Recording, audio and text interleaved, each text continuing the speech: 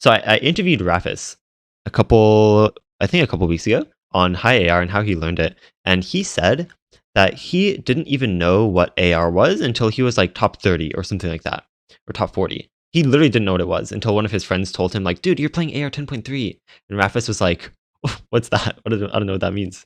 And basically, Rafis, like his mindset towards reading high AR was just like, he would he would just start a map, and then if it was fast, he's like, "Wow, that's fast," and let me try to play it.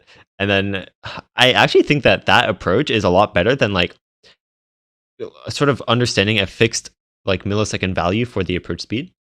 Because when you just try to play along to something that's just it's just fast, then I think what ends up actually happening is that you are more like just sort of moving on to the next note, or like you naturally sort of like start moving to where you think the next note will be before it even shows up, because you're like, okay, this map is really fast, I got to be fast too, right? But if you instead are just like, oh man, AR 10.3, it's like, so I gotta land on each note, then it actually takes up a lot more. Like I think you naturally end up playing more slowly. So just sort of trying to like follow along to the map and just be like, oh wow, the approach rate, it's not AR 9.7 or like 10.6 or whatever. It's just fast. It's just so fast, and I just gotta play it.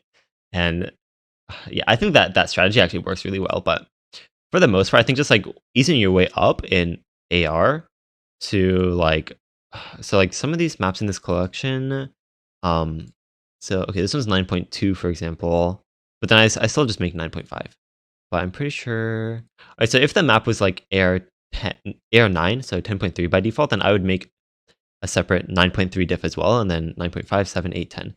This isn't super standardized, or there's no scientific reason for the specific AR values that I chose. I just kind of had gradually increasing ARs until it reached AR 10. So yeah, that's the strat. I think it's probably going to work pretty well. It felt like it was working very comfortably for me on these maps.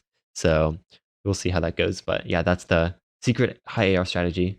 And thanks to Rafis. You guys should watch the Rafis interview also. Because yeah, those of you watching on YouTube, it'll be in the description. But yeah, that's all. That's definitely going on YouTube.